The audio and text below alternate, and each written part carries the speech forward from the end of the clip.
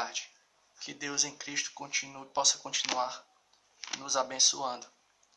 A primeira epístola do apóstolo Paulo a Timóteo, capítulo 2, o verso, vamos ler também o 1, para a gente dar prosseguimento ao nosso raciocínio.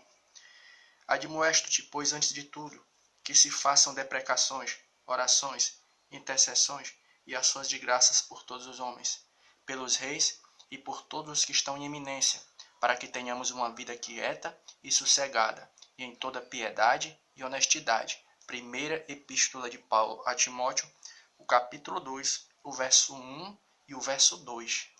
Então aqui a gente está vendo aquele momento em que o apóstolo Paulo se dirige até a igreja e faz um convite. Olha, vamos orar. Vamos pedir para que o Senhor nosso Deus ele possa abençoar aqueles que estão nos representando ali, estão ali ocupando o cargo de responsabilidade no que é concernente à questão da política, Mas aí a gente vai fazendo algumas observações concernente isso, trazendo por dia de hoje, É como se um dirigente de congregação, uma dirigente, um irmão, uma irmã, um missionário, sei lá, um pregador, chegasse para a igreja e dissesse assim: meus irmãos, minhas irmãs, ou você, independente da situação, até mesmo você que é um padre, você está diante da tua paróquia, você chega para uma pessoa, e tipo assim, você chega para aqueles que estão debaixo da tua tutela espiritual e dizem assim: vamos orar pelo nosso governador, vamos orar pelo nosso prefeito, vamos orar pelos nossos vereadores, para que, por intermédio daqueles que eles estão fazendo, a nossa comunidade venha a ser abençoada. É como se isso estivesse acontecendo, trazendo por dia de hoje. Aí vai ficar uma coisa que é muito bacana quando a gente parar para fazer uma análise do contexto da época, coisa do tipo. A primeira coisa que a gente vai ver que é muito interessante quando a gente para fazer uma análise do contexto da época, para pensar e volta no tempo.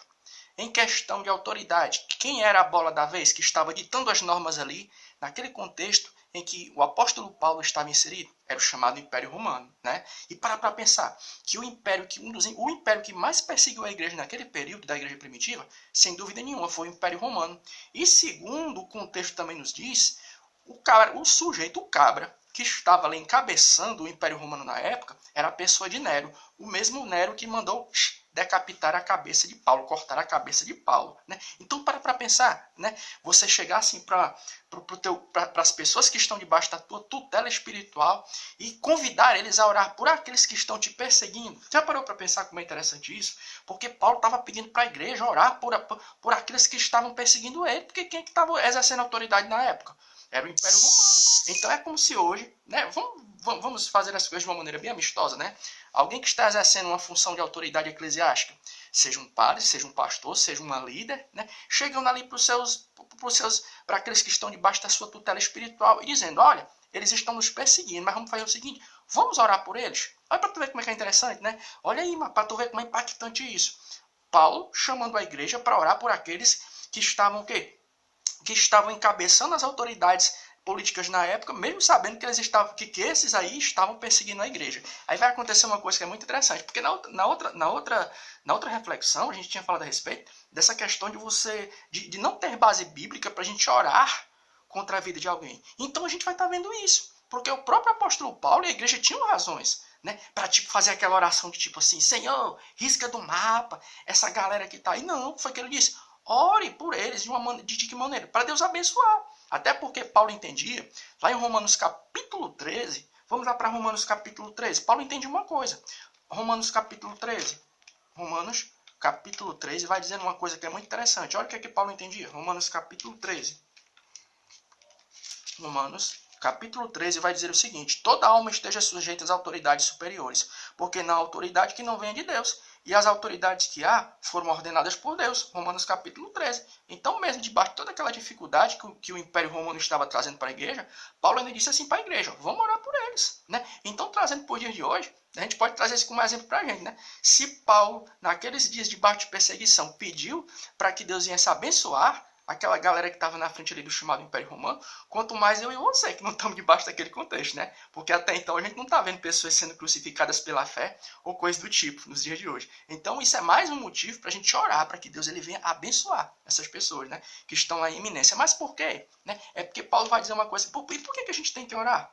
por os que estão exercendo autoridade no que é concernente à questão da política. Pelo seguinte, ó, o que é que ele vai dizer? Ó, para que tenhamos uma vida quieta e sossegada. É porque todas as decisões que são tomadas lá, nós temos os nossos representantes, né?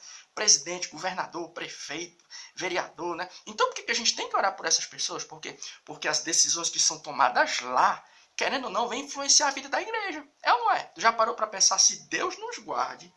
A fé cristã ela viesse a ser criminalizada, acho que a palavra é essa, né?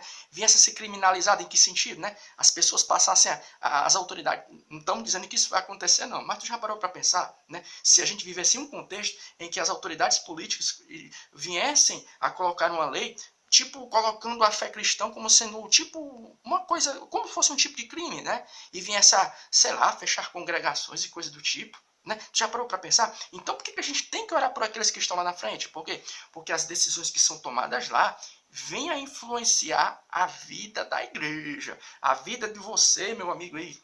Você que é padre, meu Messias, mas a grande verdade é essa, a gente tem que agir de uma maneira bem assim, amistosa, né? Porque nós estamos tudo no mesmo barco. Você sabe que nós estamos passando por essa situação aí, né?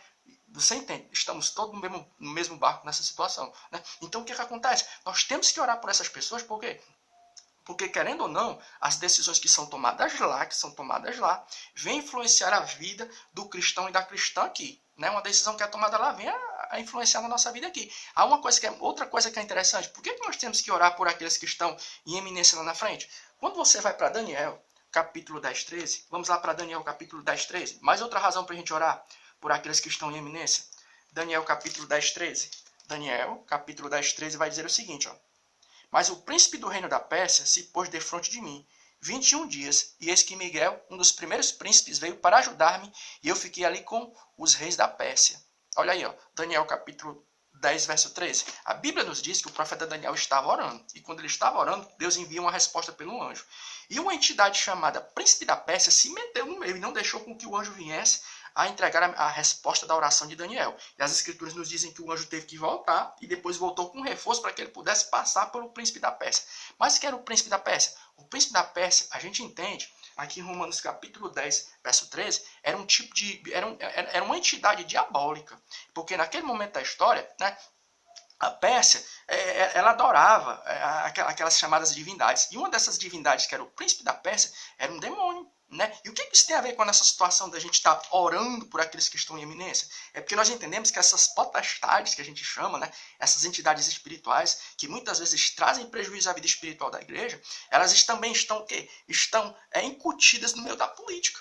A grande verdade é essa. Porque lá no meio lá vai ter o quê?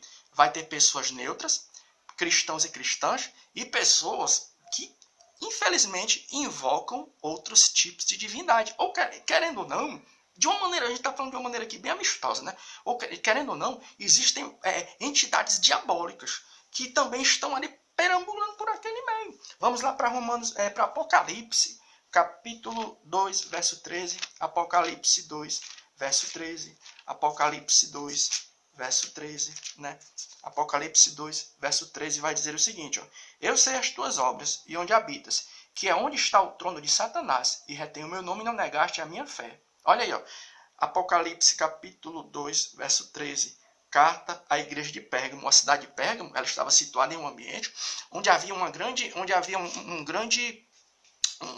era um centro de adoração a Júpiter, mas os crentes, Júpiter, Zeus, mas os cristãos naquele tempo entendiam que por trás daquela adoração existe o quê? Existia uma entidade diabólica que estava influenciando o andamento das coisas da cidade de Pérgamo. Haviam entidades diabólicas, né? Então o que é que a gente entende? Por que a gente tem que orar por aqueles que estão em eminência? Porque, primeiro, a gente falou a respeito do seguinte contexto, né? Se nos dias de Paulo, que o Império Romano perseguia a igreja, havia necessidade da gente orar por eles, quanto mais hoje, né? Nós que não estamos debaixo daquela dificuldade. Se a igreja naquele dia estava orando pelos seus perseguidores, quanto mais hoje, porque a gente entende que a gente está passando por aquele momento de perseguição, tal como naqueles dias. E a segunda razão que a gente tem que orar é porque nós entendemos que as decisões que são tomadas lá vêm influenciar a igreja aqui. E a terceira razão do porquê da gente orar, né, por aqueles que estão em eminência, porque nós entendemos que essas potestades diabólicas que estão por aí, perambulando por aí, elas também têm uma influência no meio da política. Então que a gente possa orar, né?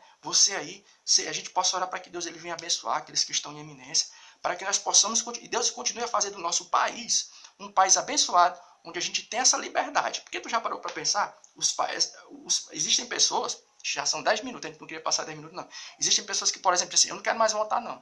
Mas sabe por que é interessante a gente votar, mesmo com todas as dificuldades? Sabe por quê? Porque existem países por aí, onde as pessoas não têm liberdade o que? De expressar a sua liberdade de voto, de decidir quem está na frente. Né? Então, no nosso país, com toda dificuldade, a gente ainda tem essa liberdade. Liberdade de o quê? De professar nossa fé, liberdade de orar pelos que estão em iminência, e também essa liberdade, né? Da gente estar aqui, por enquanto, falando da palavra do Senhor nosso Deus. Então, vamos saber valorizar essa liberdade que o Senhor nosso Deus ele tem colocado na minha e na tua vida. Amém.